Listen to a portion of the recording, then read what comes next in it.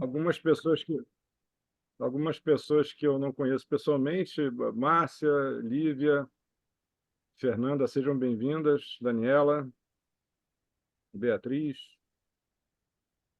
Cris também. Gente, então vamos lá, vou Olá. começar, tá? Então, bem-vindos a esse concerto de poesia, que é o segundo de 2024, depois do Carnaval, né? Logo depois do Carnaval. Agora a gente já está começando o ano, e que traz, né, esse poeta que se confunde com São Paulo, mas ele é baiano, que é o Edson Cruz, né? Eu sempre penso no Edson em São Paulo, mas ele mora em São Paulo, mas é baiano, né, Edson? Sou baiano, sou de Ilhéus. De Ilhéus, né? Não, pois é, de Ilhéus eu sei que é, né? Então, né, que ele é escritor, é editor do Muzahara, do portal Muzahara. Há pouco tempo nos discutíamos, porque eu chamei ele de tradutor, o Nuno também, e ele falou que tradução era coisa séria, que aí supõe-se que poesia não. Eu fiquei muito ofendida, o Nuno também, ficamos até pensando em cancelar o Entramos em crise, concerto, né? claro. Depois ele vai Entramos em crise. explicar por que que não é coisa séria. Só tradução pode ser. Mas a verdade é que ninguém leva muito, né, os poetas muito em conta, né, assim. E não é uma queixa, não. Sempre foi assim. Ninguém ligava, mal comparando, ninguém ligava para o Rambo, né? O Rambo. Olha, Bem mal comparando, né? eu queria contar uma história rapidinha a propósito disso, Suzana, Ah, Edson, todo mundo. Que a mulher, eu estava uma vez com o meu lado, no meu lado A, eu sou poeta, enfim, é o que efetivamente eu sou. Mas esse lado A eu tive que manter escondido muito tempo e eu escondi sobre um lado B, que é o arquiteto que trabalha por aí e tal. Enfim, uma vez eu estava com um cliente e aí ele virou para mim e estava falando mal de alguma pessoa muito irresponsável e que fazia as coisas de maneira assim muito leviana e de qualquer jeito e era também um sonhador. Aí ele juntou essas características e virou assim, com muita raiva da pessoa, é um poeta. É isso. E ele não sabia que eu escrevia. Era uma coisa que eu mantinha assim um pouco à parte, né? Com um lado, meu lado B, o meu um lado A eu poeta. mantinha como lado B oficial. E aí eu fiquei olhando para a cara dele assim, meu Deus, ele não sabe que eu também sou poeta. Não sabia que você também não era uma pessoa séria, né? Não era uma pessoa séria, exatamente. Ele estava fingindo ali. Ah, então, assim, bem-vindo, viu, Edson, ao nosso concerto de poesia. Bem-vindos Obrigado. todos. Eu vou falar um pouquinho sobre o Edson. Ele é formado em letras pela USP. Eu anotei aqui para não. Depois que essa história do poeta e tradutor, eu fiquei, né? Ele é homem sério, ele é formado em letras pela USP, viu? Publica poesia, e ensaios também, né? É uma das coisas que me chamam muita atenção também na obra do Edson, né? Ele fez uma coisa que eu admiro muito, que é ele adaptou o Mahabharata, que é um longo poema indiano, para a prosa. E acho que, às vezes, eu vejo um pouco do Mahabharata nos poemas, um pouco desse toque assim oriental, né? Essa coisa.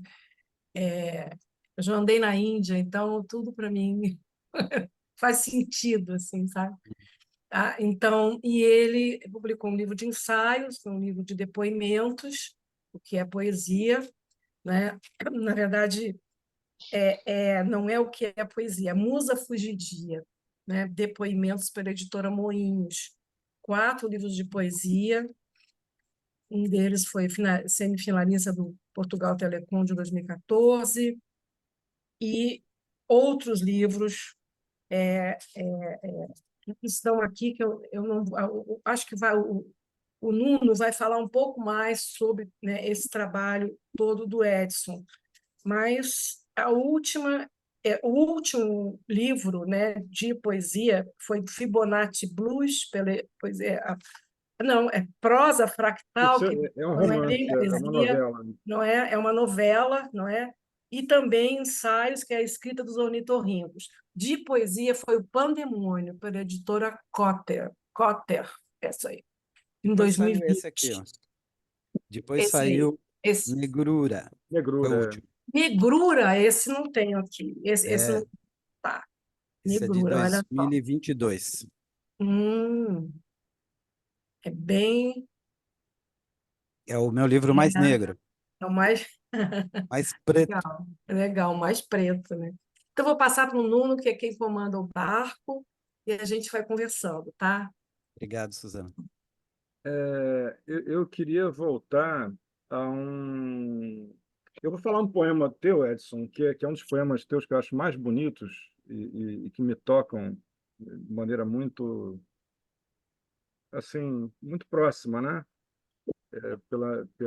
Pela forma como, pela forma do poema, pelo conteúdo, pela maneira como ele se desenvolve, né? Então, chama-se Bibliotecas. A biblioteca do pai de Borges foi o fato capital de sua vida. Ele nunca saiu dela, disse. Em minha casa, nunca tive livros. O fato capital de minha vida é não ter tido pai. Minha mãe foi minha biblioteca. Ensinou-me tudo. Nunca saí dela. Era analfabeta e deveria ter se chamado Alexandria. Isso está no livro Canto Verde das É Maritacas, lindo. pela Patois, 2016. É lindo, Então, é lindo. Edson, é muito bonito esse poema, né? Ele é... Bom, eu queria que você falasse, voltasse para aquele menino lá em Ilhéus, na casa de sua mãe, e falasse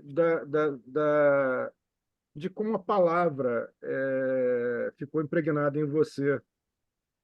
E dali, como é que esse menino foi para São Paulo e resolveu estudar letras e tudo mais. Obrigado, Nuno, pela aproximação, Uhum. pelo convite e pelo a escolha do Bibliotecas, que realmente, se eu tivesse o tempo de ler só um poema, eu leria esse. Para que alguém... Vou fechar aqui um pouquinho. Yeah.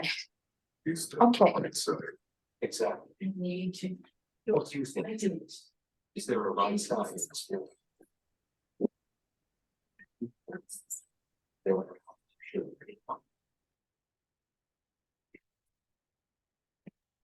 Ah, agora foi, né? Camila, você pode desabilitar? Tem duas pessoas com som ligado. Desculpe, Edson. Deixa eu ver. Acho que eu consegui já. Consegui. Boa. Foi? Podemos? Vamos? Podemos. Podemos. Estão me ouvindo bem? Você está me ouvindo bem, Ouvindo Nuno? bem. Ah, Desculpe a perfeito. interrupção, tá? Que é isso. Bom, é uma longa história, viu, Nuno? Porque eu sou mais velhaco do que você imagina, que vocês imaginam. Eu nasci em 59, então tem uma história, estou ficando velhinho já. Pô, qual é o segredo? Tem vários. Depois você conta. Continua a sua história, então. Não vamos desviar. Tem o segredo epidérmico, Aham. tem o segredo da localização geográfica, ter sido na Bahia, do lado do mar, muita água de coco. É muita coisa. Mas então, a Bahia, Ilhéus, ficou assim no meu ouvido, né, e no meu imaginário, o rumor do mar, porque eu vim muito cedo, né? A minha mãe se separou do meu pai e saiu escondida de casa de madrugada, e fomos até Salvador. E eu tinha 1 ano, imagina isso.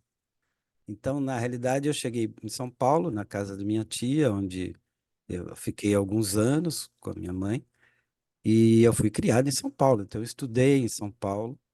Então, tanto é que eu não tenho sotaque nenhum baiano, né? Os meus amigos baianos falam que eu não sou mais baiano, né? Porque...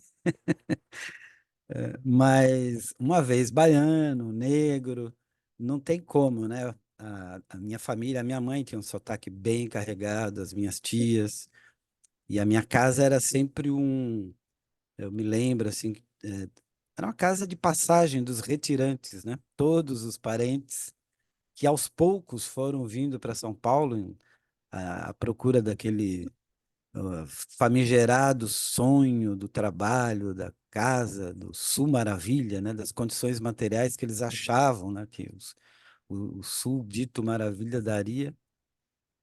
Inclusive algumas umas personagens da família vendendo tudo que tinha. Lembro que eu tenho uma tia, né, que eu passava algumas férias em Ilhéus. Ela tinha uma casa sensacional, assim, num lugar maravilhoso, perto do mar, e depois também vendeu tudo, vieram para São Paulo, hoje moram na periferia, aquelas coisas, né? Um absurdo. Bom, então, a coisa da palavra foi chegando aos poucos. Outro dia até eu postei um poema que recente, né? Postei no Instagram, e que rememora. Eu não separei ele aqui, mas depois eu posso localizar no Instagram, porque foi uma lembrança de uma. Acho que eu estava no segundo ano do primário, assim, e a professora pediu para fazer uma redação, e na outra aula ela leu falou, comentou, né, algumas redações, e eu lembro que ela elogiou bastante minha redação e leu um trecho assim enorme, e ficou engasgada, e ficou emocionada, assim. E foi o primeiro momento que eu que acordou em mim algo em relação à palavra, ou potencial, ou a possibilidade que eu poderia me diferenciar de alguma forma no uso adequado das palavras, né? Nessa coisa que eu nem sabia o que era exatamente, mas ver a minha professora emocionada ali por algo que eu escrevi e que os amiguinhos não entendiam o que eu estava falando. É, Depois até acho e leio para vocês. É, É o foi, Ângelus, é o poema chamado Ângelus. é isso. Sou poeta porque roubaram minha infância. Não, não é esse. Tá. É um outro. Foi depois desse. É, mas aí, é, que eu estava falando então disso de me diferenciar da percepção, né? Como a professora foi um espelho assim, porque eu era o mais pobrezinho da sala, né? Miserável mesmo, né? Naquela época tinha caixa, né? Não sei se vocês lembram disso. O aluno que fazia parte da caixa recebia todo o material, o uniforme, tudo, porque não tinha condição nenhuma, né? Então, foi a primeira percepção de que eu poderia ter algum valor. Isso é importante, né? E depois, eu frequentava a igreja católica, era coroinha, na região ali que eu morei, que foi na Estação da Luz, Ponte Pequena, aquela região ali. E o padre uma vez me convidou, assim, acho que meio jocosamente, mas eu acabei aceitando. Ele perguntou se eu queria estudar no seminário. Devia ter uns 11, 12. E eu espertamente perguntei assim, o que que teria o seminário de interessante para mim. Aí ele começou a desfiar o que tinha o seminário, né? Que tinha uma biblioteca enorme, que tinha um campo de futebol, que tinha piscina, tinha pomar, tinha não sei o quê. Aí eu falei, eu quero. Eu percebia, ele falou também que eu ia ter aulas com professores particulares, eu ia estudar um pouco de línguas, ia aprender latim. Acendeu uma luzinha assim de um caminho que eu teria que abraçar, que não teria outra oportunidade de ter aquelas.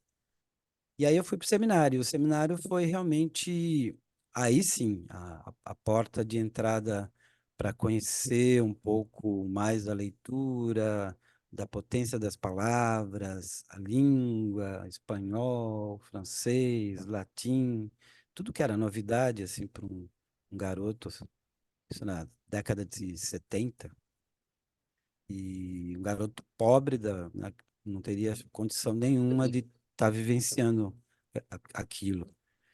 Só que no seminário o que me pegou foi a música. Eu me tornei um bom leitor no seminário, porque tinha uma bela biblioteca. Então, esse poema que você leu também dialoga com a biblioteca do seminário, está tudo ali. É a biblioteca do pai do Borges, foi o fato capital de sua vida. Ele nunca saiu dela, disse. Minha casa, nunca tive livros. Realmente, na minha casa, eu nunca tive livros. É o fato capital da minha vida é não ter tido pai, porque meu pai ficou na Bahia, eu vim para São Paulo. Minha mãe foi minha biblioteca, ensinou-me tudo. Nunca saí dela. Então, como Borges nunca saiu da biblioteca do pai dele, como ele relatou em vários momentos, né? Eu nunca saí da biblioteca da minha mãe, que era minha mãe, é o saber que ela me passou. E ela deveria ter se chamado Alexandria, né? Porque o olhar do menino, ela parecia que sabia tudo, conhecia tudo. Hoje eu já sei que não, tinha muitas deficiências, mas foi a minha Alexandria, né? Assim como a biblioteca do seminário foi a minha Alexandria, porque lá tinha tudo também. Eu lembro que eu trouxe como butim, como espólio de guerra, depois que eu saí do seminário, uma coleção das seleções. Lembra as seleções? Aquela acho que até hoje ainda é publicado, né? Vendido nas bancas de jornais. E eu tenho seleções da década de 30, para vocês terem ideia. Década de 20, que é tudo lá que era da biblioteca do seminário. Eu trouxe como meu butim.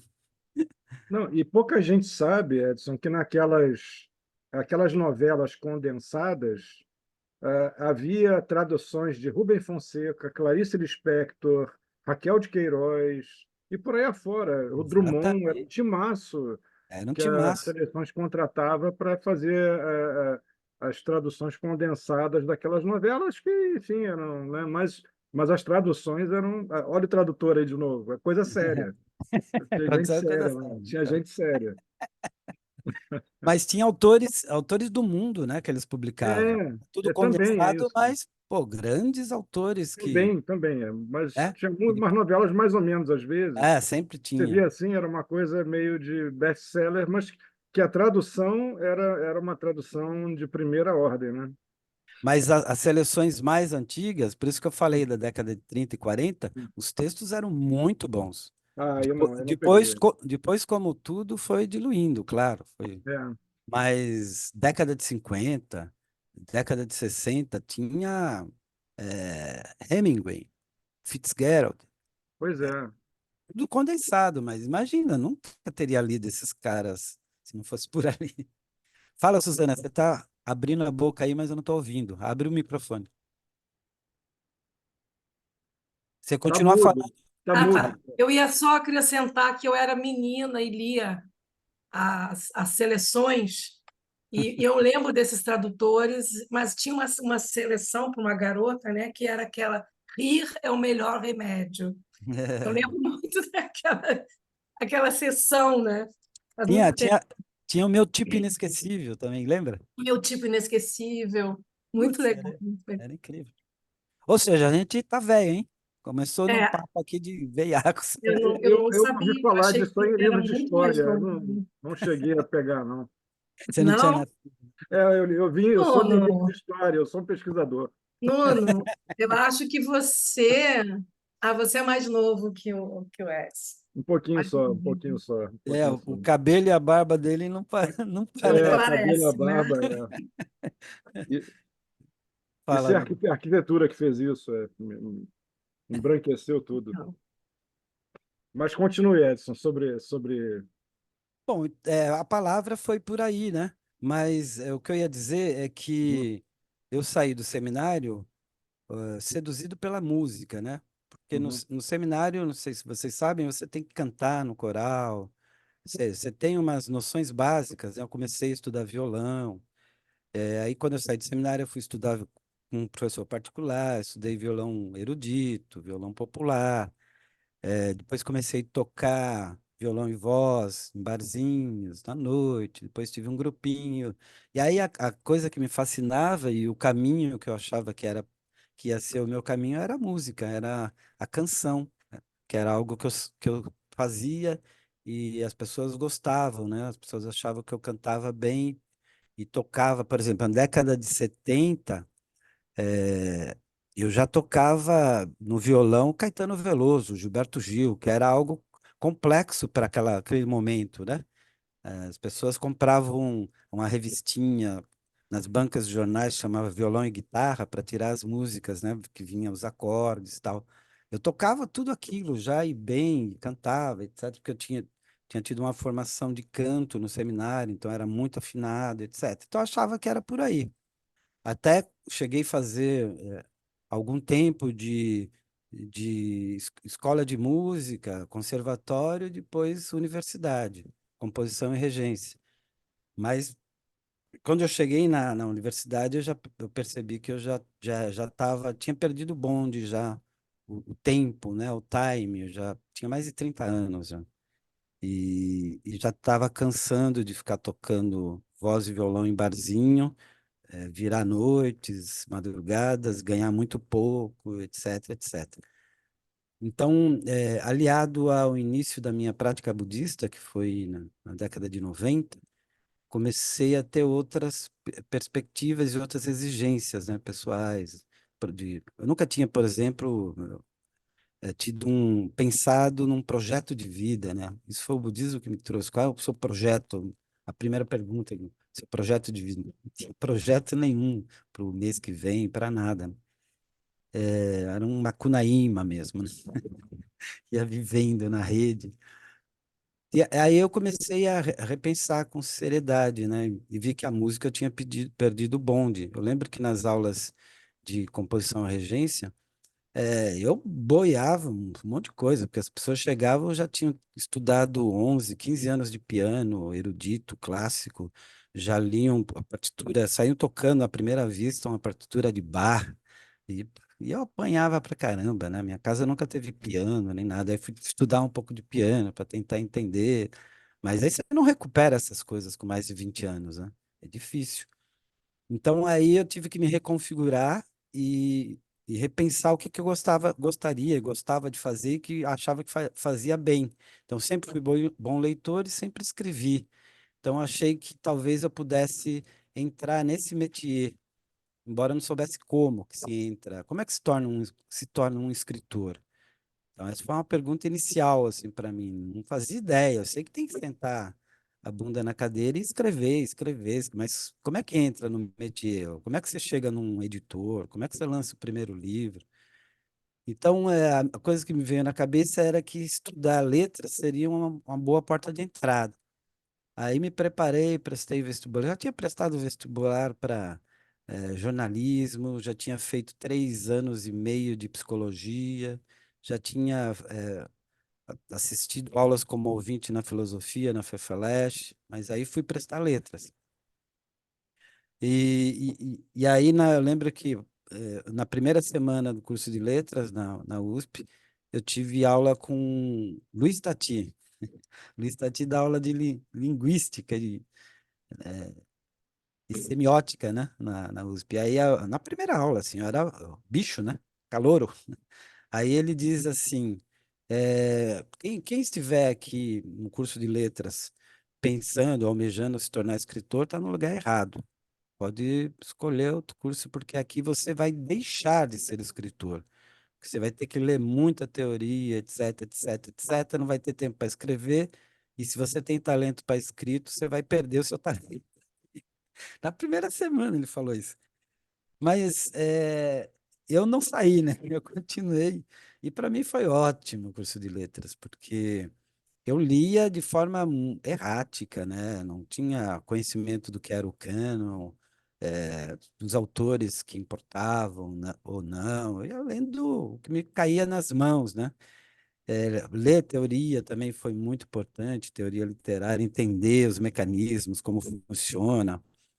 E principalmente que acho que no segundo ano de letras, tinha um site, não sei se vocês lembram, tinha um site de literatura, foi um dos primeiros, que estava na home do UOL, que era a Uhum. indicação do UOL para livros, chamava-se Capitu. E eu conheci o editor desse site, namorava uma amiga minha, que era budista também, é budista também, e ela falava assim, o site já existia há uns 4 anos, chegou a ter 15 jornalistas trabalhando, tinha uma sala, é uma produção mesmo. Aí, quando eu conheci ele, tava ele, ela e mais uma pessoa trabalhando e ele já queria fechar, porque ele pensou que ia conseguir ganhar dinheiro com o site, e era só trabalho, não tinha dinheiro nenhum, né? Não rolava dinheiro nenhum. Mal dava para os custos. E aí eu falei, vou te ajudar, se você quiser, tal. Ele falou, pô, eu aceito, assim, o que que você quer fazer? O que você quiser, eu faço, ou posso escrever uma coluna, ou te ajudar a captar mais autores, convidar. E aí comecei com uma coluna e em questão de um mês, 2 meses, eu estava editando o site, porque aí eu estava fazendo contato com os editores, com os autores, convidando para participar. E o site tinha muita repercussão na época, né? O fato de estar no UOL tinha uma visibilidade diária muito grande. Quando o UOL puxava, então, como indicação ali, nossa. Então, foi ali que eu já estava no segundo ano de letras, aí eu saquei o potencial que a internet tinha para literatura, para livros, né? E para disseminação do trabalho dos novos autores. Aí eu rapidamente eu falei, vou montar meu próprio site. Eu tinha feito no Capitu uma, uma matéria falando do site Brinquedo de Palavras, que era um site do People, como a gente chama ele aqui em São Paulo, People. Um site que ele tinha, assim, lúdico, que uma para você entrar, tinha uma chavezinha que girava, tal. Eu achei muito criativo aquilo. Ele trabalhava muito com Flash, né, que hoje nem existe mais. Então, foi a primeira pessoa. Fiz uma matéria com ele e tal, e a gente acabou ficando amigos, né? Aí, quando eu pensei em fazer o site, antes de fazer o Mas, site, Edson, peraí, essa história do Cronópolis eu queria deixar deixar para um mais. suspensezinho, um suspensezinho. Eu Tá queria que bom, você falasse 3 poemas para gente, aí tá. daqui a pouco a gente entra nesse lado seu de editor. Vamos lá. Perfeito. Você quer que eu leia 3 poemas? A gente vai fazer. Você fala um pouco, fala 3 poemas. Fala um Tá pouco, fala certo. 3 poemas, para a gente ir Tá costurando bom. a sua fala. Aí ou você pega poemas que tenham algum contexto com isso ou não. Fica a seu critério. Eu acho que eu vou pegar meio cronologicamente. Esse foi meu primeiro livro, Uhum. da Demônio Negro, Demônio né? Negro, é. A gente É, aqui meio que obriga o poeta a ir ler poesia, viu? não, não, acho que faz bem. E eu adoro. Então, tem os meus primeiros poemas, foi uma edição bilíngue, e tem algumas coisas que eu gosto muito, e, e que são curtas, né? O Augusto uma vez leu e comentou: ainda bem que seus poemas são curtos, né? Não sei o que ele quis dizer exatamente, mas, por exemplo, insígnia. Habito este mundo, ave do paraíso sem pernas, rascunho que não pousa nunca.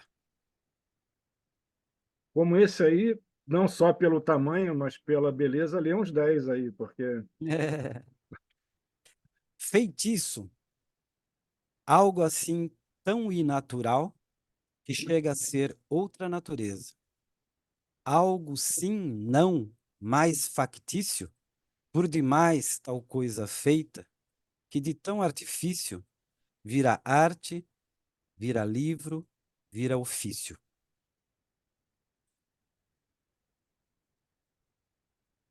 Tem palimpsesto, toda poesia já escrita não se equipara a toda poesia. Inscrita, a poesia jaz. Já foram 3. Quer não, mais? fale mais os 3, porque são 3 assim, quando você pega uma epopeia, uma Ilíada, uma Odisseia, aí a pessoa fala uns 3 só, mas às vezes curtos assim, aí você fala uns 6, 7.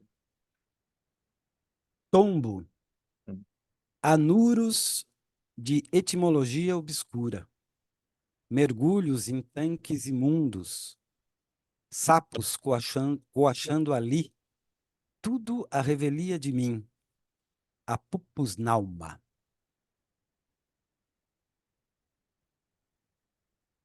Ainda desse livro, só para arrematar, Esmero, retocar a canção, chegar até a imperfeição.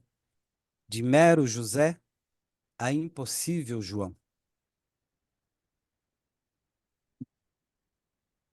Maravilha. Edson, antes, eu vou inserir algumas coisas aqui antes da gente chegar em Cronópios Tá. e na Musarrara e Mnemosine, enfim. É, você, nesse seu trajeto, você já deu já começou, falou, né, marginalmente aí sobre isso. Você se aproximou do pensamento oriental, né, e da literatura oriental e também do pensamento e de talvez de certa escrita de matriz africana. Então, os seus poemas, eles têm, ao mesmo tempo que conversam, eles têm um forte diálogo com certa tradição oriental.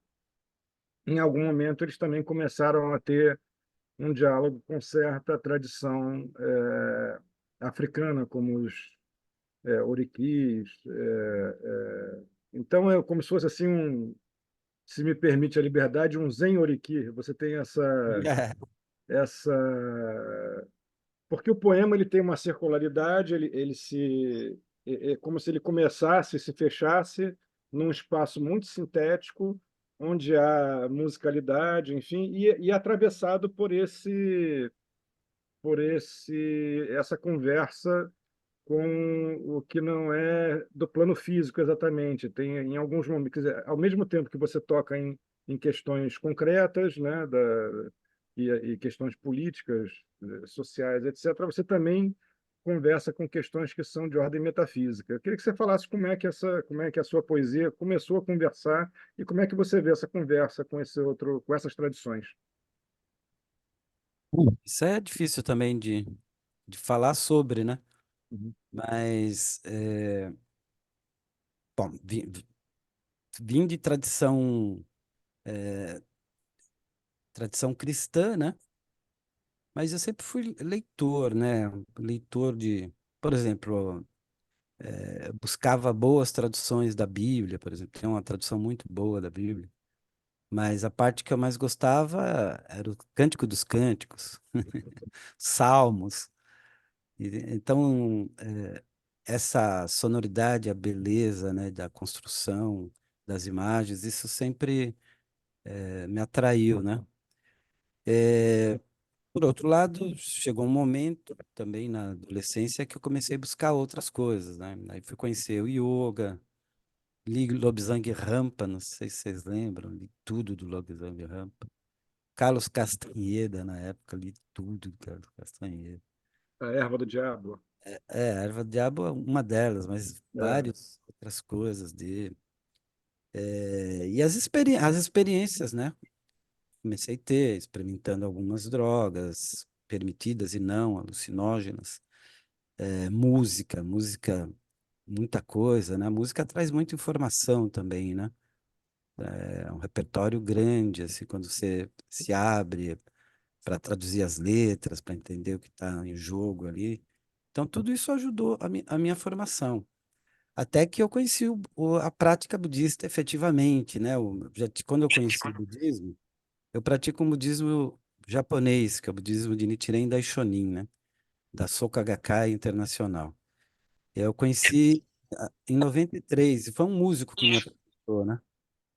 Então, eu achei muito curioso que um músico como o Luiz Wagner, por exemplo, que faleceu há pouco tempo, que era um músico que tocava reggae, funk, soul, swing, um negrão, assim, gaúcho, com rastafari enorme até. Achei muito curioso que ele praticasse um budismo japonês que eu nunca tinha ouvido falar, né? Até então eu tinha lido muito sobre o Zen budismo, o Suzuki, os livros do D.T. Suzuki, né? D.T. Suzuki, foram introdutor do Zen budismo, acho que no Ocidente, Estados Unidos, chegou no Brasil também, eu li muita coisa, me atraía muito aquele olhar de um mestre zen budista, né? Os koans, né? Aquelas fórmulas não lógicas que ele jogava ali para os seus discípulos. Através disso, eu cheguei nos haikais, que sempre me interessou muito. Bachô foi minha primeira grande paixão, linkado com Leminski, com Alice Ruiz, e aí não para mais, né? Então, o meu texto começou a ser permeado por tudo isso. Agora, fora isso, conforme eu fui amadurecendo, eu teve a questão da reflexão de quem eu era no mundo, né? E aí vem todo o peso histórico, social, o fato de ser negro, ser pobre, o entendimento da ideologia, entendimento do,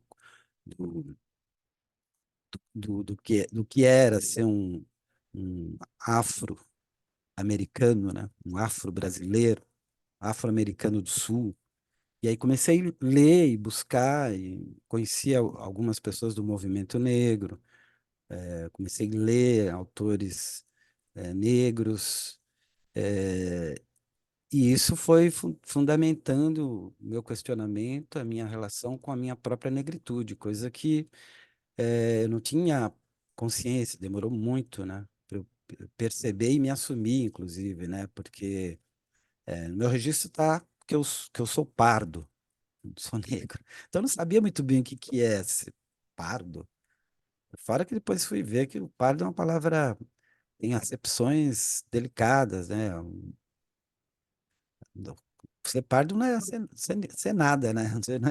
É uma café com leite ali, bem no mau sentido, né?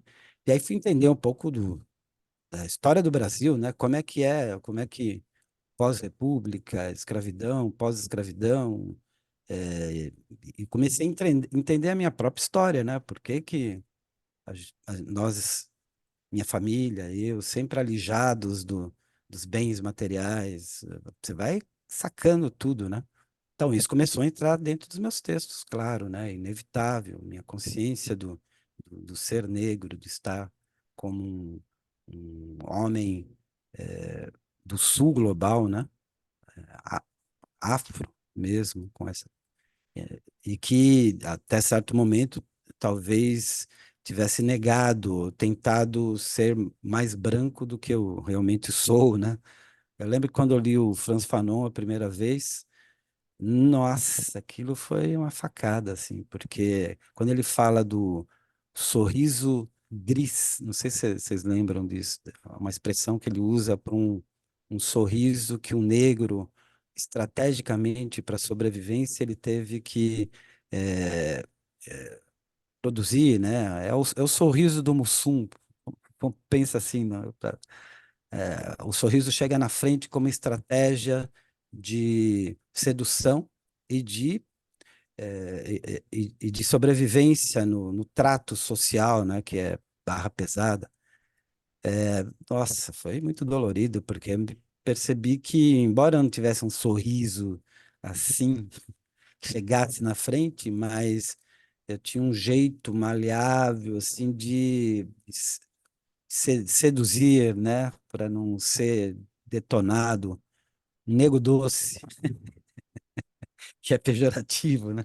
Isso. Então, toda essa consciência de mim mesmo foi muito dolorosa e levou décadas, né? Anos.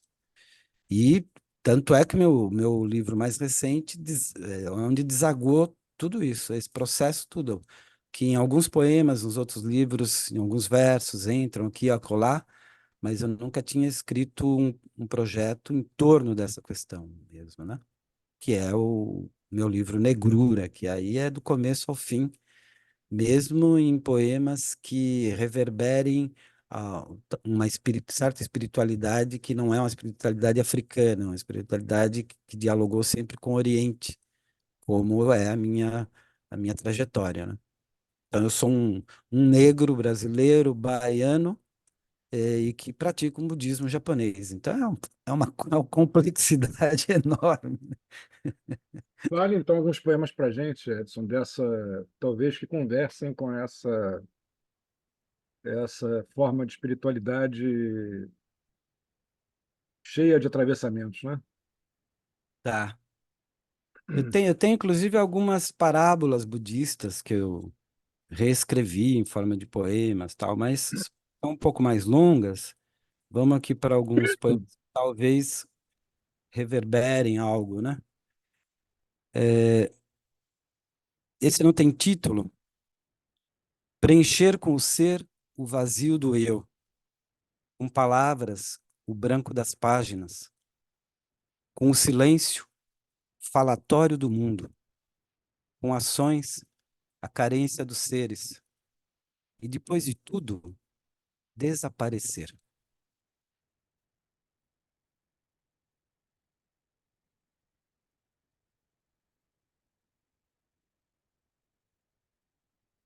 O rio continua fluindo, pássaro preto bicando a porta, o relógio tic-taqueando e as perguntas ainda sem respostas.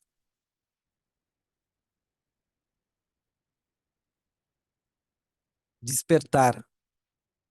A busca principia e se finda no coração. Na longa jornada, dia a dia se oficia. No limite, nos brinda com a iluminação. Ou não.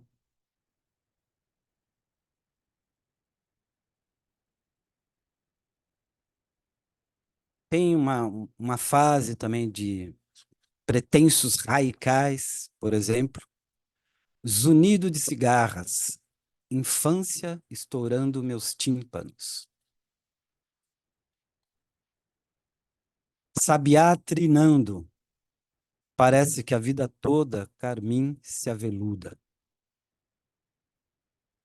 As copas das árvores varrem as nuvens do céu. Bafejo de Zéfiro. E tem deixa eu ver se eu acho aqui, que chama-se Lotus, que dialoga com o Sutra do Lotus, né, que é um sutra básico, basilar da prática budista do Nichiren Daishonin, que é a prática que eu abracei, que eu não sei se eu vou achar, mas quando eu achar, eu leio para vocês.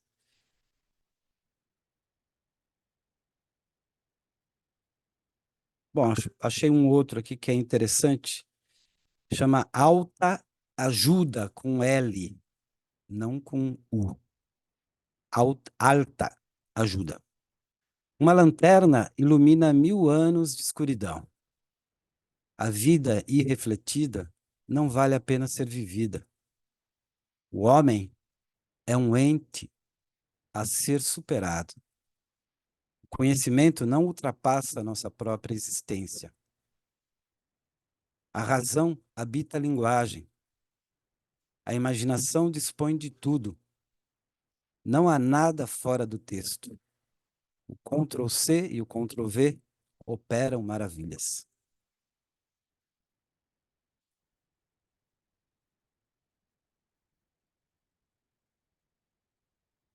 É isso para começar.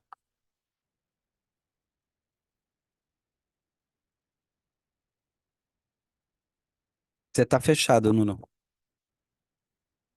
Obrigado, obrigado. Sobre a questão do seu último livro, não sei, você já leu Clóvis Moura? Não? Sim, sim. Clóvis Moura é maravilhoso, né? Assim, Maravilhoso. Eu tô desde antes da pandemia, e a pandemia me ajudou bastante nisso, porque me deu tempo, né? uhum. Eu fiz um cronograma de leituras afros, negras, sociais, que eu não tinha lido, né? Então, desde 2019 que eu tenho lido tudo, né? Clóvis Moura é incontornável, Lélia Gonzalez, Franz Fanon, Não, não, é. os americanos, tem vários, né? Vários.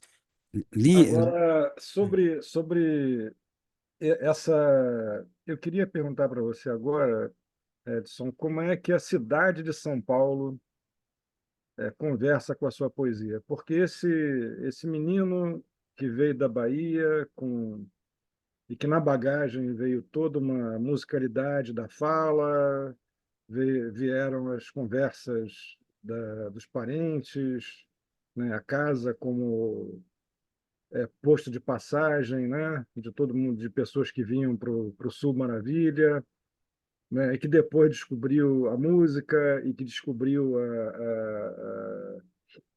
a música formalmente, né, porque a música já estava na fala, nas conversas,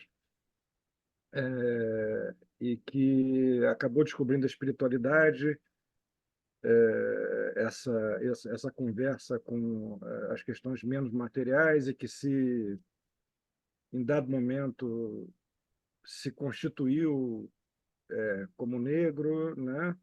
Mas como é que a cidade de São Paulo impactou e atravessou essa poesia? Porque é uma cidade muito particular, né? Sim, sim. Muito barulhenta. É A cidade um muito ritmo barulhenta. alucinante. O metrô de São Paulo quem anda no metrô do Rio não é 10% da carga de energia e violência que tem o metrô de São Paulo, assim, da velocidade das pessoas, enfim, Sim, sim, sim. né? É uma grande cidade e que, bom, eu sempre fiz questão de morar em bairros mais, inicialmente morei em bairros periféricos por condição financeira, né? Mas depois, assim, já na adolescência, quando entrei na universidade, eu já fui morar na Vila Madalena. Então, sempre busquei a zona da cidade um pouco mais eh, cultural, mais culta, mais boêmia, para fugir um pouco disso, né? Porque a cidade era algo que me detona, assim, me cansa, né? Agora, como entra na poesia, é como todas as experiências, né? A antena está aberta para tudo, né? E, e o texto, ele abraça todas essas influências e como eu filtro, né? Eu como ser humano, como ser pensante, sensível. Então, isso atravessa. Talvez o fato de estar aqui me deu acesso mais rápido a um tipo de poesia que é mais urbana. Foi aqui que eu travei contato direto assim com o concretismo, conheci o Augusto e que troquei coisas pessoalmente, publiquei um livro deles. Então a poesia, essa poesia do, do concretismo me fez muito a cabeça, me faz muito a cabeça, talvez mais do que se eu não tivesse em São Paulo, por exemplo. Se eu tivesse continuado na Bahia, não teria essa influência tão grande.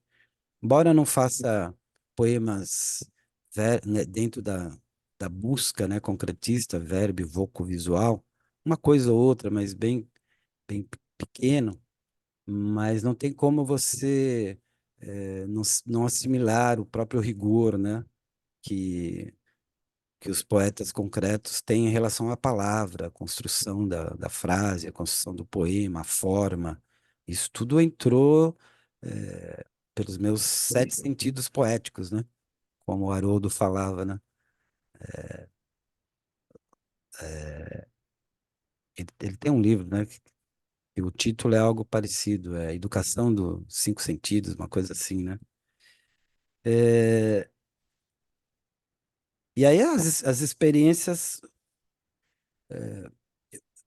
embora na cidade, numa cidade como essa, eu tenho uma relação diferente. Eu percebo isso até em relação aos meus amigos, assim, porque por exemplo, eu não dirijo, nunca aprendi a dirigir, não fiz questão, sempre caminhei a pé, sempre de ônibus. Gosto muito de caminhar e observo as árvores, os pássaros, as flores, isso desde sempre.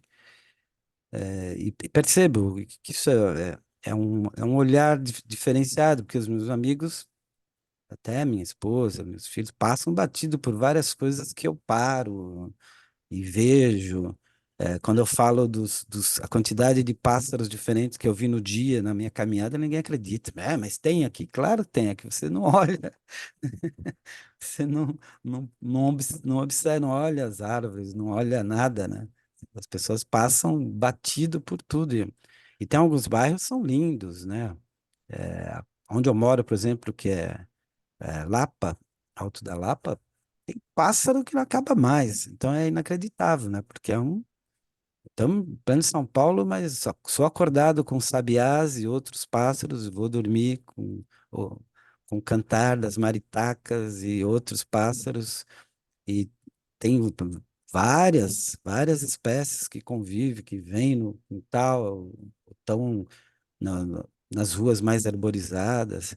Então, tudo isso talvez a questão da prática budista, sei lá, deu um diferencial aí, olhar para o céu, buscar estrelas. As pessoas em São Paulo não olham para o céu, né? Mesmo porque muitas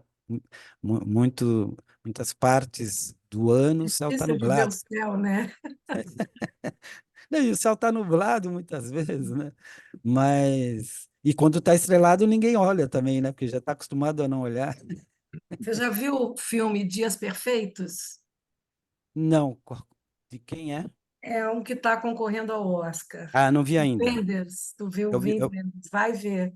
ah, Você também do Wim viu, depois Wenders? fala. Ah, eu adoro o Wim Wenders. Tá?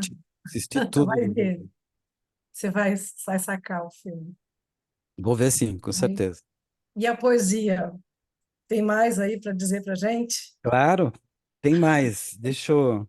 Ó, essa da chegada aqui das primeiras décadas em São Paulo, tem um domingo de 64, em plena ditadura militar, que eu lembro, assim, passeando com minha mãe, e esse poema é essa memória, assim. Então, o título é Domingo de 64. Naqueles dias, a paisagem gritava silenciosa. Um câncer feroz dilacerava minha infância, mas eu não fazia ideia ainda. Só a ausência me carregava pela mão. A avenida vazia faiscava, quartel de um lado, tropas a descansar de outro. No meio de tudo, um menino atento ao mundo continuava mudo. O silêncio da mãe era seu único amigo. O ouriço encravado doía fundo. E eu estou preparando um novo livro para esse ano, já está pronto, né? Mas estou vendo a coisa da edição e tal, que chama-se Satori na Cidade. É um livro de haikais, todos produzidos olhando coisas da cidade. Então, com esse olhar, né, zen budista, né, que o haikai possibilita, e essa busca de iluminação olhando aspectos, detalhes ínfimos da cidade que podem nos revelar algo, né? Possibilitar essa iluminação, busca esse satori. Você tem algum? É fácil, seria fácil agora ler uns dois ou três para a gente desse? Eu posso abrir aqui o Tá. arquivo, Poemas inéditos. poemas inéditos. Deixa eu ver aqui se eu botei em ordem alfabética, poemas próprios.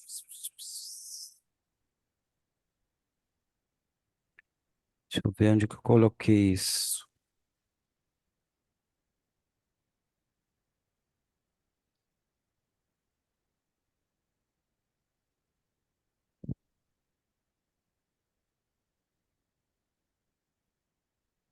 Putz, eu não sei em qual pasta que eu coloquei. Ah, tá aqui, acho. Livro novo. Aqui, Satori.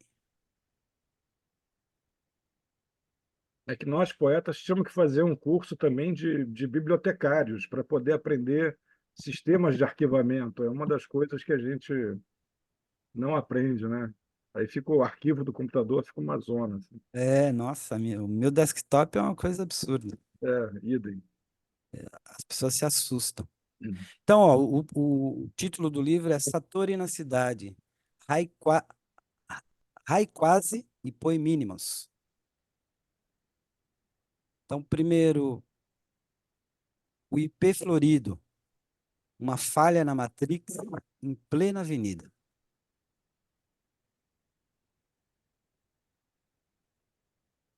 Vassoura amarela varrendo flores no chão. Pincel de Van Gogh.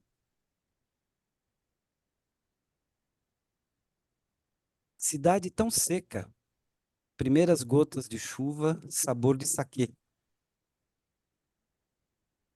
São todos na métrica mesmo de um haikai, né? Todos com 5, Certo, 7, sim. Estava contando aqui, falei, são haikais sim, a rigor. sem títulos, né? Como um haikai deve ser. Eu só não mantive o Kigo, que é a palavra da estação, mas que está misturado com esse, como se a cidade fosse uma grande estação, né? Na atmosfera dos haikais, né? Atmosfera. É. Zunindo na tela fanopaica dos eventos, a bala perdida. Os olhos do avô com suas auréolas azuis. Quilombo resiste. Motoqueiro cai. O vermelho do semáforo se espalha na pista. Guris no velório. No caixão madeira pinos, a mamãe sorri.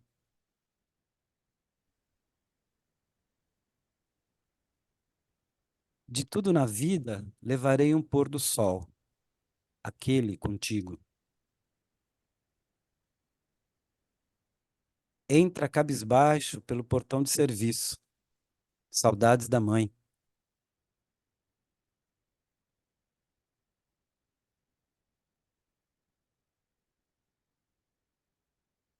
Sabiá trinando. Os afazeres do dia, carmim se aveludam. Por aí vai. Rapaz, você sabe que bom, vou fazer uma pequena confissão aqui. Eu tenho uma implicância básica com haikais, né? Porque eu acho que pouca gente escreve o haikai assim com muita consciência. Primeiro, a maioria não se apropria da função que a métrica tem no haikai, no rigor e na brevidade, né? Segundo, existe uma espécie de emulação da voz de alguém que não se é, ou seja, como se a gente se tornasse um sábio oriental, né, por um passe de mágica ao começar a escrever haikai, ou então pela completa desconexão entre a escrita, entre o que está escrito e o espírito do haikai. Eu achei muito interessante, quer dizer, eu já gosto dos haikais, ou quase haikais que você escreve, né, já publicou em seus livros e aí pela internet, e esses achei especialmente muito interessantes por essa imbricação, né, entre, como você disse, a cidade como uma estação e a escrita deles. Eles vão costurando um clima, uma atmosfera que é muito bonita. Eu estou curioso pelo livro agora, É legal. quando sair. Edson, então agora vamos retomar aquela história da Cronópios, né? E da Mnemosine, e o percurso que começou lá pelo UOL, né? Capitu. Enfim, pelo Capitu, e desemboca depois no site que você tem, né, mantém hoje, que é o Musahara, né? Uhum. Então, assim, só para contextualizar, quem não sabe, depois de participar dessa experiência no UOL, com o Capitu, o Edson se ligou ao People, né?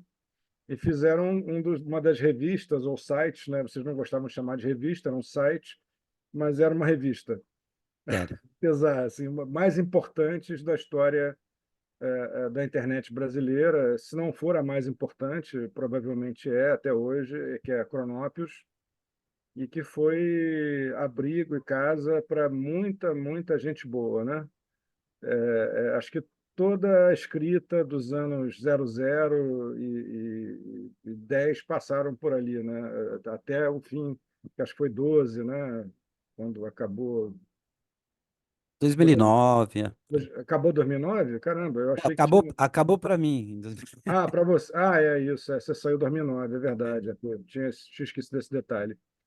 Mas, enfim, esse espaço aí de 10, 12 anos da revista foi assim, foi uma experiência realmente revolucionária. Então, eu queria que você falasse da sua relação, da sua visão como poeta de sua posição de editor e como isso conversou também com sua poesia em algum momento, ou de alguma Claro, forma, tá? boa, boa, boa. Bom, o Cronópios, ou a Cronópios, foi fundamental, assim, para mim, serviu como uma pós-graduação mesmo em letras. E, ao mesmo tempo, me deu segurança de, de lançar meu próprio trabalho, né? Meu próprio trabalho autoral. Então, meu primeiro livro é 2007, acho. Eu estava na Cronópios ainda. Ele começou assim, eu tive essa ideia de montar um site e convidei uma amiga, Adriene Mirtes, que é escritora, prosadora, ela, pernambucana, mora aqui em São Paulo. Vamos pensar fazer um site juntos, tal? Porque ela também trabalhou no Capitu. Eu falei, vamos embora. Nesse meio tempo, como eu estava estudando letras, eu conheci o Marcelo Tapia, que hoje é diretor da Casa das Rosas, do Museu Guilherme de Almeida, e a gente estava na mesma sala de grego, né? A gente fez grego antigo. E aí, o Marcelo é um craque, né? Ele já sabia tudo, né? Já tinha sido editor, já publicou, inclusive, Leminski, organizava o Bloomsday na, na fase final, né, do Haroldo. Então, eu sabia tudo, né? E a gente trocava muitas figurinhas, aprendi muito com ele. E aí, um dia eu sugeri para ele, vamos fazer uma revista literária, virtual? Isso foi antes do Cronópolis. Aí ele falou, vamos.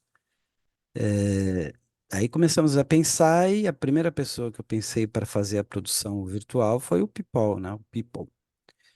E aí convidamos e marcamos, falamos do projeto, e já começamos a convidar os autores para participar e enquanto isso o People estava fazendo o projeto visual.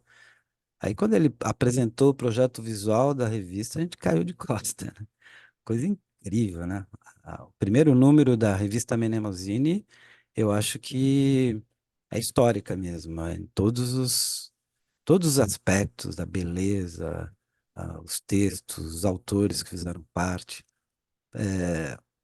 Para quem nunca não viu, é difícil até falar, porque é algo que usava todos os recursos verbo e vocovisuais, né?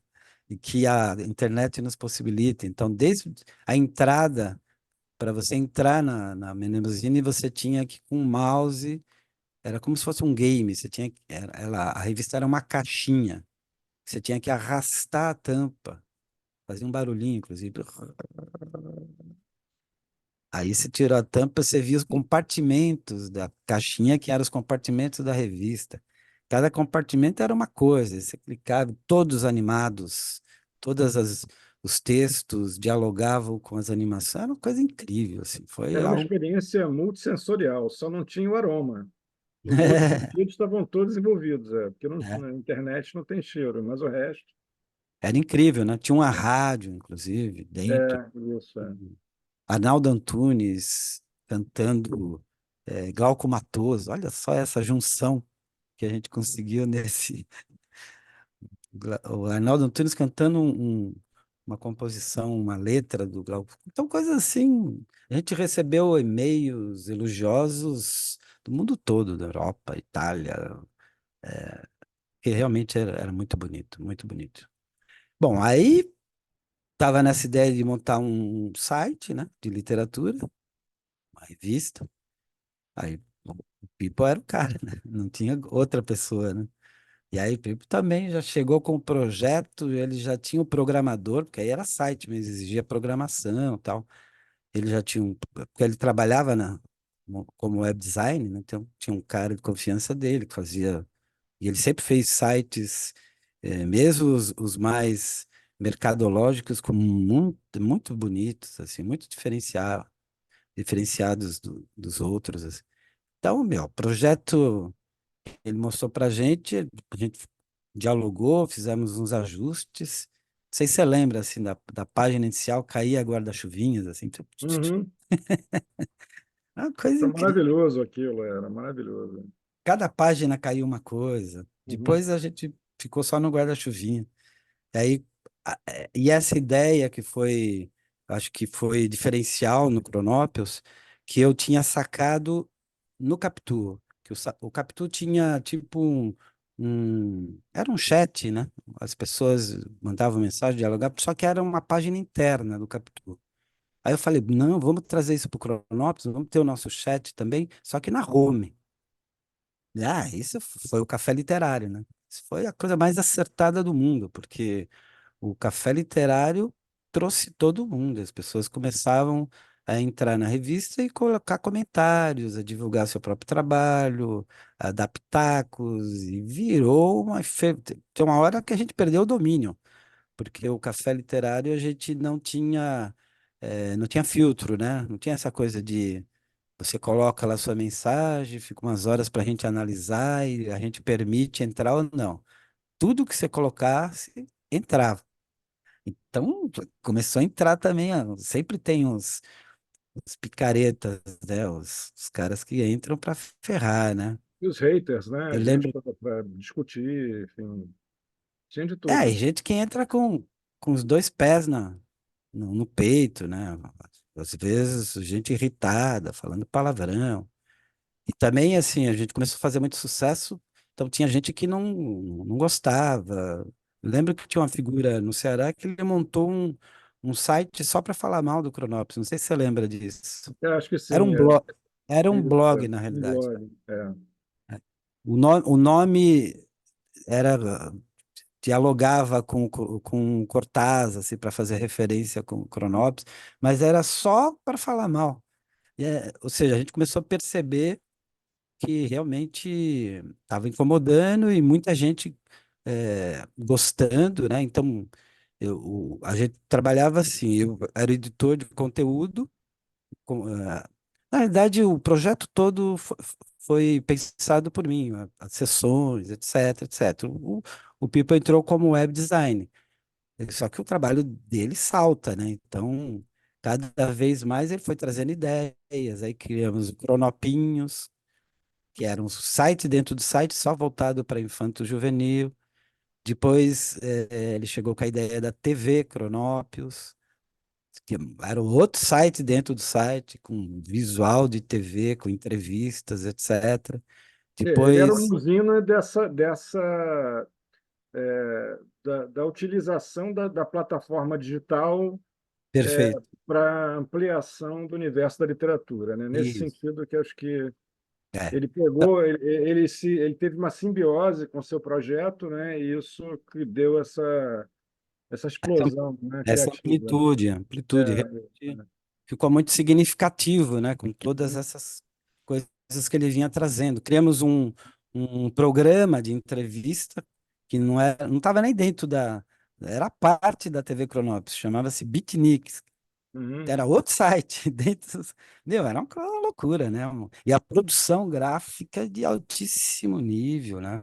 Era alto, E coisa de artista. chegou a fazer um estúdiozinho, né? Acho que era uma sala, alguma coisa Uma assim. sala. E aí Esse era um, era o estúdio Cronópolis, aí você tinha lá os equipamentos para fazer as isso. entrevistas, né? Isso. Presenciais. Isso era um projeto que a gente tinha, né, de crescer, de ter um próprio escritório, a sala, etc., receber os autores e tal. Mas eu acabei saindo antes, né? A gente se desentendeu porque o People começou a ficar muito grande, né? E Uhum, uma coisa que ele não entendia, e que também talvez eu não tenha tido habilidade para lidar na época, é que, como o site ficou muito importante, as pessoas começavam a convidar, né, para eventos literários, uhum, para discussões sobre literatura na internet, que era o que estava em boom, uhum. né, dos inícios dos anos 2000, né, e as pessoas convidavam o editor, né, o editor de conteúdo, que era eu. Então, eu comecei a aparecer muito em muitos eventos, e ele começou a ficar incomodado, porque ele era o backstage sempre, né. Uhum. Então, isso começou daí, né? E, e aí também, São os três grandes finais da história cultural do século XX e XXI. Fim dos Beatles, O fim dos secos e molhados e o fim da Cronópios. Essas são as Nem três grandes tanto. tragédias aí para gente. Mas eu lembro que tinha uma escritora aí de Niterói, que era muito amiga nossa, tal, que quando terminou, ela escreveu um textão, assim, lamentando, falando que a nossa dupla era Lennon e McCartney. É isso, Foi era o um rompimento do negócio, Lennon com o McCartney. é, É, era uma sinergia sensacional. Mas foi uma pena, é, porque assim, Mas tinha... eu queria que você falasse três poemas antes e aí contasse para gente, só em breves linhas, como é que essa experiência de editor ela influenciou ou dialogou com a sua poesia, né? Fale três poemas, se forem curtos, Ah, tá, fale tá. cinco ou seis, né? Bom, eu vou ler alguns do Negrura, que talvez vocês não conheçam ainda. Calundo. Eu não falo inglês, língua de bárbaro sem esperança. Nem Esperanto, língua sem alma, impossível ao canto. Me vingo toda noite sonhando em língua ancestral banto.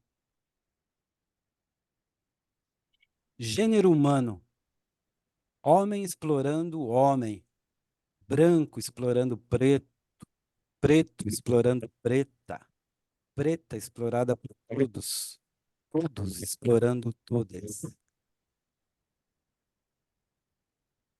Alvejados, balas desviam-se lábeis, perdidas, adestradas, elegem hábeis, certeiras como só elas, alvos que passam com passos e peles que não são alvas. Cruz e Souza.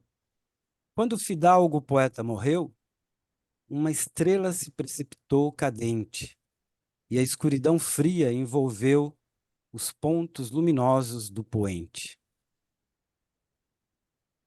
uhum. As fugas de Didi. Minha mãe chorava nos ombros da pretinha magra, amiga da adusta Líbia, rainha por nós tão esperada. Sabíamos que logo partiria. Mais um ano de trabalho doméstico e cotidiano, sem registro, sem direitos, na casa de uma família granfina do interior paulista. Há tanta angústia antiga em cada corpo, em cada pedra onde o chicote graça, e o necessário pranto se desgraça em verso amargo ao avistar o porto. Banzitude, para terminar essa sessão. Pesam em meu lombo onomatologias bem suspeitas. Sou Zé e filho de Eduard, um desterro sem quilombo à vista, e sobre o nome, a entrevista cruz. Sou nenhum mulato, pardo, negro, índio, mal parido, tingido e d'água salgada vindo. Mesmo depois de liberto, com sapatos rotos, um ilhéu que o destino não quis soteropolitano. Um grapiúna que descobriu o frio no sul maravilha, um ex-seminarista com cicatrizes à flor da pele, não ungido, sem excesso de melanina, ainda longe da matéria alva que se tingiu o mundo, irmão daqueles que não se alçaram ao carro do êxito e continuam sonhando com um suposto e belo fim. Uhum. Maravilha. Eu queria, antes de você falar aí essa questão que eu deixei no ar, queria até dar um pequeno depoimento, né? Porque há uma coisa de Cronópios que eu desbragadamente imitei em Malar Margens, e foi essa inclusividade. A revista, você como editor de conteúdo, Edson, você não diferenciava quem era um escritor já mais ou menos posto, um escritor, um poeta, uma poeta, Sim, você abraçava quem mandasse algum poema que você, na sua ótica, julgasse, né, poemas escritos e textos com qualidade sim. para ir ao ar, você colocava independentemente de quem fosse. Eu sou uma prova viva disso, porque a Cronópolis foi a primeira revista que me publicou. Eu, absolutamente desconhecido à época, mandei uns poemas lá, meio sem fé. Eu vi o anúncio, acho que alguma rede social, ainda incipiente, apareceu lá, ou no jornal, acho que foi num jornal, talvez uma Jornal. nota num jornal, né? Era o e-mail e tal, né? Eu mandei, com a qual não foi a surpresa, eu recebi a sua resposta, né? Edson Cruz, os seus poemas serão publicados, etc. Então, e eu era absolutamente desconhecido e mais marginal ainda do que sou hoje. Então, e essa lição eu aprendi para quando a gente resolveu fazer a Malar Margens, foi uma coisa que nós preservamos esses anos todos de existência. Nós estamos de férias agora, tiramos um ano sabático, Uhum. vamos voltar esse ano ainda, mas em algum momento aí do meio do ano. Mas toda a existência de Malarmage preservou e preservará essa premissa de publicação de pessoas que, enfim, não estão aí, né, com nenhuma confirmação, mas que a Certo. gente entende que a estética dos poemas é uma estética que merece a leitura, né? Então mas É aí eu queria isso. falar sobre essa sua esse seu filtro para ler poetas e para isso acabou conversando com você falou, o Cronópolis foi minha pós-graduação. Isso acabou influenciando a sua escrita também, a sua Claro, extraindo ferramentas. Você extraiu ferramentas disso para a sua poesia? claro, porque ampliou meu repertório, né? Uhum. E fora o repertório, leituras que eu não havia feito, que fui fazendo no caminho, né? A relação com grandes poetas, né? Relações que se tornaram pessoais, de trocas de livros, de trocas de mensagens, de visitas pessoais, de mediação de mesas. Isso é inestimável, né, para um trabalho do poeta, né? Então, efetivamente, eu percebi, eu encontrei meu métier. Aquela pergunta, aquela aula inicial com o Tati, né, que eu saía reverberando isso. Putz, encontrei meu métier e as pessoas que eu gosto. E todo tipo de pessoa, porque você sabe, né? Os poetas são os seres mais suscetíveis do planeta, né? Então tem todo tipo de ser humano, de pessoas, né? Eu conheci todos, de todo tipo, né? Da gente boa, gente que, se puder, te passa a perna, gente rancorosa, de tudo, vivenciei de tudo, com poetas de alto calibre, de baixo calibre, poetas que se achavam, pretensamente se achavam grandes poetas e não eram, grandes textos. Então, isso que eu chamo de a minha pós-graduação, em literatura, principalmente em poesia, né? Porque eu, por ser poeta também sempre privilegiei, né? Tratei diferenciadamente os poetas, vamos dizer assim. E eles reconhecem isso, né? Então, tenho amigos infindos. E aí eu percebi também que eu poderia, porque você precisa de leitor, né? Principalmente quando você tá lendo, né? Você está começando, e não pode ser que nem o Paulo diz um ABC da literatura e um ABC da poesia, você não pode levar em consideração os elogios dos amigos, da mulher, né, do primo. Você tem que dar os seus textos para gente que tenha quilometragem, né, e que vai dizer com clareza o que você precisa melhorar, que está bom ou não ficar dando tapinhas nas costas. Então, essa rede que o Cronópolis me possibilitou é uma rede que me deu essa possibilidade, né? Então, para o Sortilégio, que foi meu primeiro livro, quando eu achava que eu tinha um trabalho já, selecionei os poemas, né? Eu mandei para 10 poetas que eu admirava, e para eles comentarem, e todos me responderam. E respostas incríveis, né? Desde aquele que falava, ó, esse poema é só brincadeira, isso não é poesia ainda, tira do livro. Até poetas que davam sugestões para a resolução de algum verso que não ficou bom, O poema era interessante, mas tal e tal verso está mal resolvido aqui. Então, isso foi incrível, né? Eles foram muito generosos, né? Porque eu desenvolvi uma relação de troca e de generosidade que permitiu eh, essa vivência, né? As pessoas eram essa sinceridade também na relação, né? E eu ouvia. Então, isso possibilitou lançar meu primeiro livro com segurança, né? Tanto é que é um livro que hoje eu já tenho 12 livros publicados, entre, entre poesia, basicamente poesia, mas tem alguma prosa, né? Tem um ensaio, mas eu olho para trás, eu pego ainda o sortilégio, e não me envergonho do livro, né? Como muito autor, depois acaba se envergonhando do primeiro livro. Eu não me envergonho, acho que tem achados muito bacanas, está muito bem resolvido esteticamente, enquanto projeto, começo, meio e fim. Eu gosto muito. Então, essa relação com os autores sempre foi importante, né?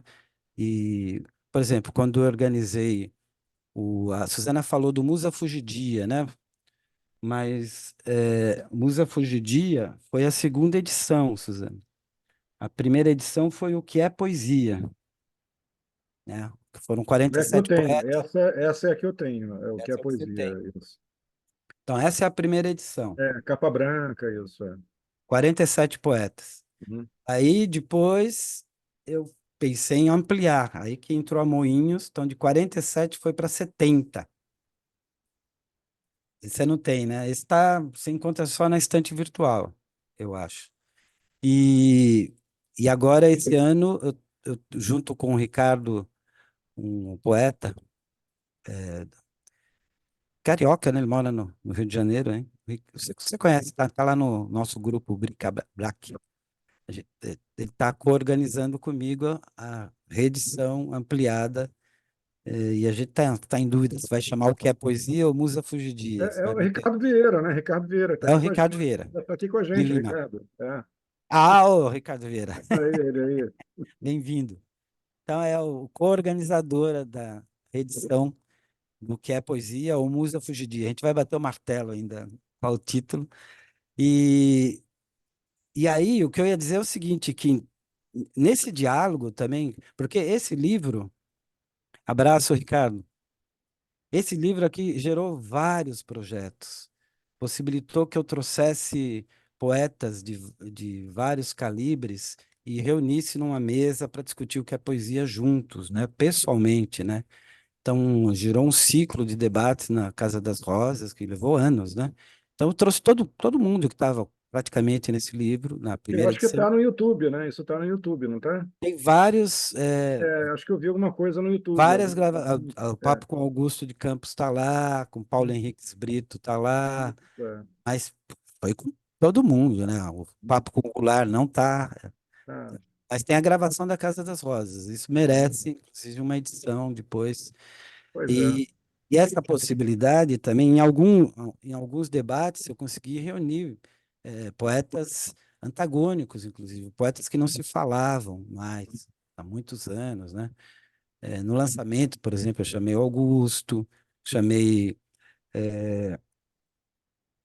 o Afonso Romano de Santana. Então, sabe, poetas que muitos anos, né, se debatiam, degladiavam também nas mídias, eu consegui botá-los, o Cláudio Villa junto com Augusto de Campos, por exemplo. Eu lembro do Cláudio Villa, isso vale a pena contar, Hum. porque o Augusto não sabia se ia aparecer, né? Porque ele estava com uma inflamação no trigêmeo e tal, sentia dor, mas o Cláudio Villa foi. Aí depois o Augusto chegou. Aí o Cláudio Villa, na primeira fala do Cláudio Villa, ele diz assim: eu não sabia que o avatar da poesia ia estar aqui. Então Ai, o meu papo Deus. começou assim, já com essa Começou frase. quente, começou quente. Então teve vários papos desse calibre, dessas trocas, e pessoas que depois, Aham. né, se reconciliaram, alguns não. Mas É, foi incrível. Tanto botar na mesma edição autores de gerações diferenciadas e que nem se falavam, até como numa mesa para discutir o que é poesia. E porque os anos vão passando também, as pessoas vão ficando mais maduras e vai ficando para trás. O próprio Augusto falou isso, né? Meus anos de combate passaram, agora eu quero paz, não quero mais, quero ficar fazendo minhas traduções, tá? Mas Ô, Ah, Edson, eu vou pedir para você falar. Infelizmente, né? O papo é ótimo, a gente terminaria aqui, entraria pela noite conversando, mas o programa tem um formato, né? Então a gente tem que, daqui a pouco, encerrar. Então eu vou pedir para você falar alguns poemas, aí vou passar para a Suzana, que ela vai falar um poema seu. o Ricardo Vieira Lima pediu para ele ler Negrura. Não, ele já leu, não, ele pediu para Ele já ler. Ah, leu, não, né? tá aqui agora, desculpe. Ele pediu para você falar o poema Lima Barreto, que está o também Lima na Barreto, leitura, tá é bom, isso. É tá que ele aqui tinha na pedido mão. o anterior que você acabou Negrura, eu falando vi e eu não sei Negrura, não vi, pedir. mas ele já leu. É. Tá. Então vai lá, Lima Barreto emerge do cemitério dos vivos direto para o túmulo dos acontecimentos cotidianos. Desviando-se dos vitoriosos, brada a inelutável que teima em persegui-lo pelos bairros do Rio de Janeiro. Nunca amei e nunca fui amado, mas é no futuro que a existência do verdadeiro homem se consagra. E tem nessa mesma pegada o coffee, o café, deixa eu ver se eu acho aqui. Coffee arábica, que é o nome em latim do café, né? Obrigado, Ricardo. Coffee arábica. Passar todas as manhãs no coador branco da memória o pó eurocêntrico da história. Escoar o líquido negro e inalar aquele aroma de mouros insurgentes. Eu vou precisar sair 2 segundinhos e volto. Pode ser? Enquanto Pode, você pode. segura a Tá onda? bom, tá bom. Vai lá, que enquanto isso eu vou Suzana, animar a plateia. Eu vou animar a plateia, tá? Eu vou contar uma história pessoal de a Mara comentou, tão boas essas histórias dos autores, né? O meio literário, os poetas entre si. Eu editei durante 10 anos a revista Poesia Sempre, da Biblioteca Nacional. E eu era funcionária da biblioteca, né? Então tinha lá o Afonso Romano Santana dirigindo a biblioteca e a revista. E tinha um outro grande poeta que era um funcionário da Biblioteca Nacional, tá? E os dois começam com A. Essa é uma briga famosa, assim, né? O Armando Freitas foram brigas de jornais, as pessoas iam para o jornal, né? Brigar. Você sabia que o Armando, o Afonso com os irmãos Campos, isso aí ocupava páginas e páginas do Jornal do Brasil, né? E essa briga do Armando com o Afonso era pública, né? Então, por isso que eu estou falando aqui. E eu, trabalhando na biblioteca, o Afonso no gabinete, e eu trabalhando junto com o Armando do meu lado, assim. Me diverti muito nessa época trabalhando com ele. Mas os dois começam com A. E eu era muitas vezes chamada ao gabinete para falar com o Afonso, e eu sou muito distraída, eu sou a pessoa mais distraída que vocês conhecem. Então, eu chegava para falar com o Afonso e dizia, Armando, e ele, Suzana, você está me chamando de Armando. Aí tá, ele falava, não, desculpa, não sei o quê, continuava tratando de trabalho, né? Quando eu descia, chamava o Armando de Afonso. faltava virar Era o uma disco. Você brincadeira. esquecia de virar esquecia de virar o disco. Até hoje eu sou assim, né? É. Sou muito distraída, assim. Quem está aqui me conhece mais de perto e tal, sabe que eu sou assim. A Camila é uma testemunha assim da minha distração terrível, né? Olha ela, olha só, faz cada coisa que vocês não imaginam, né? E esse negócio também, né? Eu não sou muito dada, por exemplo, com autoridades, né? Eu sou sem jeito com aquilo, né? Então eu chamo assim o general de cabo, cabo de general, e aí Imagina a confusão que isso dá nas relações de trabalho, política, essa mulher. Você já se apresenta mal, né? Trocando o nome das pessoas. Sempre fui assim. Se passar pela rua por vocês e não cumprimentar, porque eu não vi, porque eu não vejo. Meu Mas são problema, histórias, tem muita história. Na revista tinha muitas histórias dessas, como ele contou. Né? Muitas, muitas, muitas. Essa eu vivi porque eu vivi na pele, né? é, Trabalhando com os eu dois. fiquei me coçando para perguntar sobre uma briga que tem, mas é que eu não queria mencionar o nome das pessoas envolvidas. Depois eu vou perguntar em off, porque tem uma briga homérica, duas pessoas lá de São Paulo que brigam até hoje, assim, se falam, assim, são virulentas, são duas pessoas virulentas que já discutiram, assim. Tá, eu não vou falar aqui porque eu não quero falar os nomes, mas tem duas pessoas aí de São Paulo que Aham. brigam, assim, estão no livro salvo engano, eu espero não ter me distraído, e brigam assim muito aguerridamente. Todos três têm um comportamento assim, um temperamento É, de conflito, eu né? São dados a conflito bons poetas enfim, é, mas é uma, deve ter sido divertido. Nuno, a questão é assim, para mim, assim, Hum. se há uma das coisas que eu não gosto na literatura é É isso. isso, é isso. Realmente eu não gosto, não me sinto, É. não acho. Eu não me meto, Achei engraçado que o que aconteceu comigo era uma é experiência de isso. trabalho, gente. É. De um lugar para outro, trocando o nome das pessoas que se É. estavam, né? E Então, para falando mim, com foi duas marcante, pessoas que mas não se era gostavam, muito. né? A revista que eu editei, a Poesia Sempre, ela me deixou assim umas marcas muito.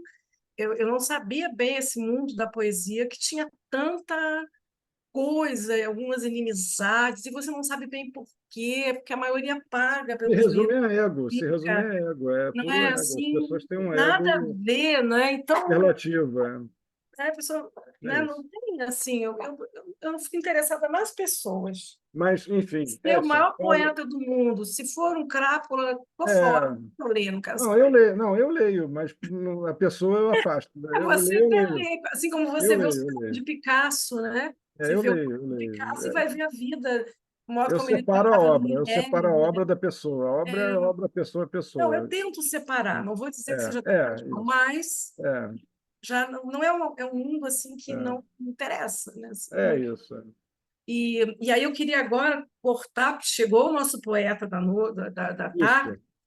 porque eu queria que ele falasse seus poemas. É para terminar ou para ele falar? Ele falar os poemas ainda, Queria que ele falasse uns tá? 3 ou 4 poemas, se forem haikais, uns 6 ou 7 ou 8. E aí, Suzana, passo para você fazer o encerramento. Tá bom. Maravilha. Também do Negrura, é, deixa eu ver aqui. Terra Brasilis, curtinho também. Ao nativo do Brasil, o não indígena é branco, mesmo que seja preto.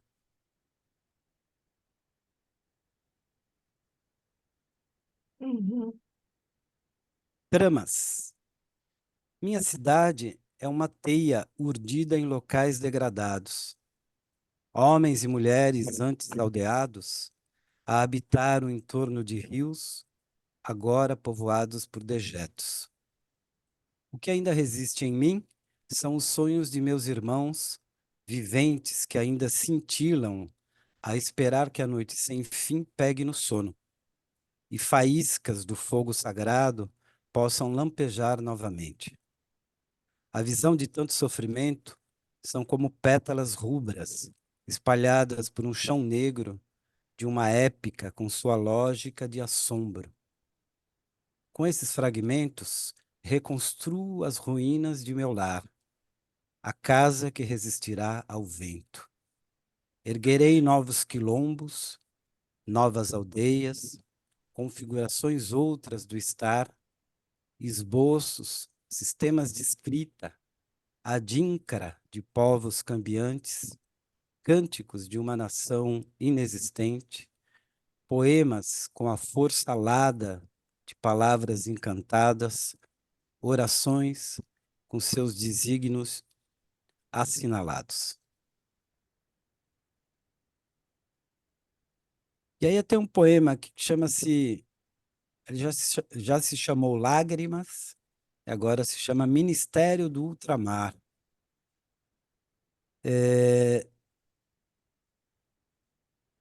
Vamos ver se vocês sacam o que é esse poema.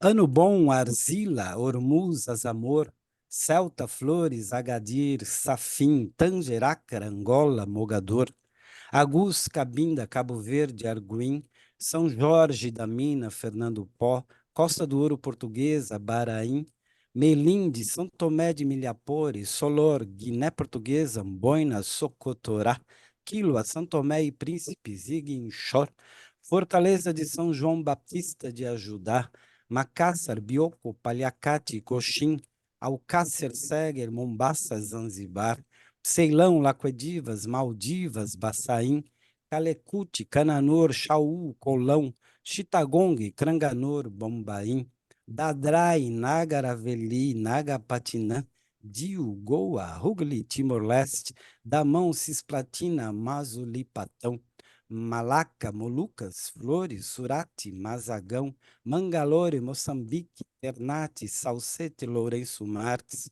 Nova Colônia do Sacramento, Touto, Cude, Bandar, Abas, Cisplatina, Macau, Bante, Brasil, Mascate, Nagasaki, Portugal. Quanto de nossas lágrimas salgaram os mares em que navegastes.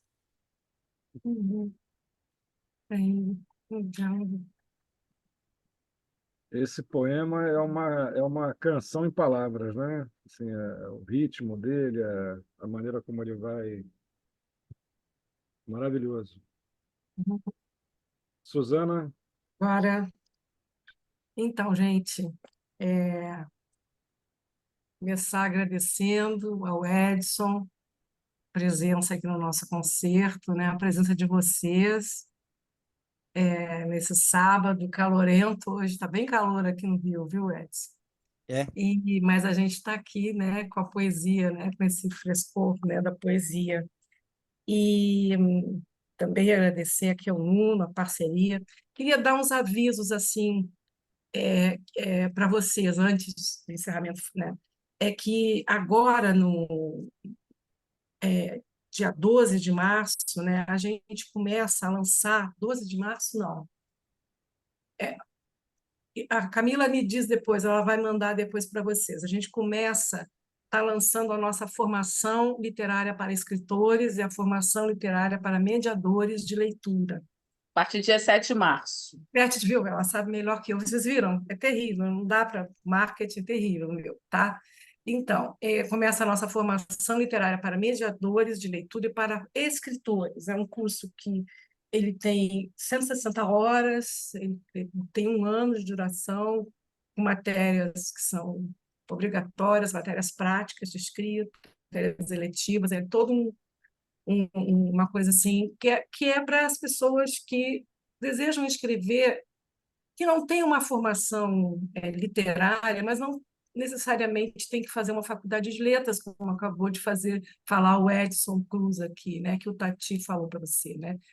Às vezes até inibe um pouco o talento, é verdade, mas eu valorizo muito, porque eu fiz teoria literária, então eu valorizo demais a teoria, sabe, gente? Ela me ajuda demais na minha expressão, na minha percepção do texto, tudo, não há como, e é interessante. Então, essa formação para escritores, ela tem esse objetivo.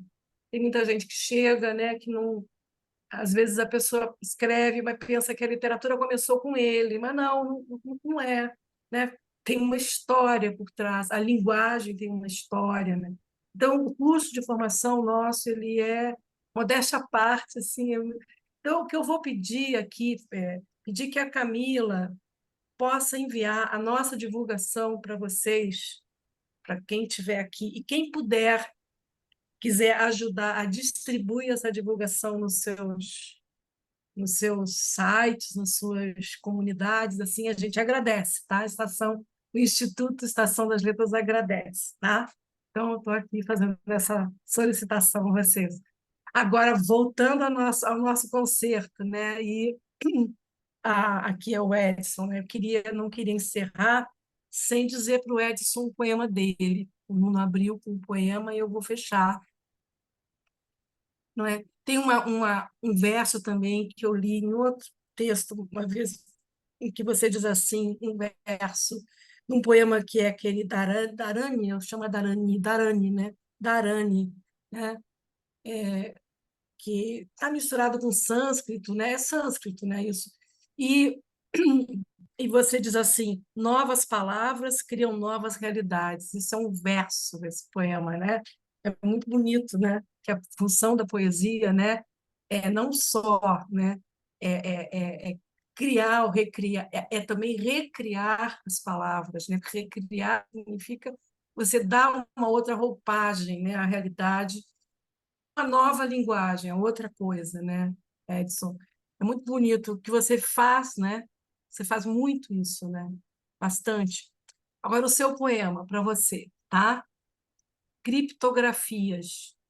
Não há nada que se faça letra muda, alfabeto que não possa ser desnudo, caractere que em cifra se transmude, inscrição, seja no Sutra ou no Talmud, marcas d'água que se mostram indeléveis, garatujas desenhadas sobre peles, rasuras em um livro tuareg, união em uma língua extraterrestre. Tão bonito esse texto, esse final, né? Essa coisa de você tentar também trabalhar, né, as outras linguagens, outras formas, né, de expressão. Eu acho que ele tem muito do que você faz, né? Esse criptografias, tá? Então, é isso, tá, querido? Te agradeço demais, eu e o Nuno e Obrigado. o Instituto, todos nós que estamos aqui, né, por essa tarde aqui, em que a gente pôde conhecer melhor você e seus textos, seu universo. Tem muito mais para ser dito, para falar com você, mas, como diz o Nuno, o tempo ruge e urge, tá? Vamos brincar, tá bom? É isso Muito aí, gente. obrigado. Obrigada a todos, tá? Quer falar Obrigado. alguma coisa final? Você? É, agradecer o convite, muito, muito bacana. Depois quero ver a gravação para divulgar aí para os amigos que não puderam estar aqui hoje. Legal. Legal. E é isso, a poesia nos hermana, né? A poesia realmente é. Daqui a pouco eu vou receber um grande poeta aqui em casa também. Vamos fazer um sarau em torno dele. Um poeta que nasceu no Ceilão e morou nos Estados Unidos e se tornou diplomata americano. Imagina isso? Olha. Com mais de 20 anos fazendo poesia e trabalhando para o Império. Uhum. Tá.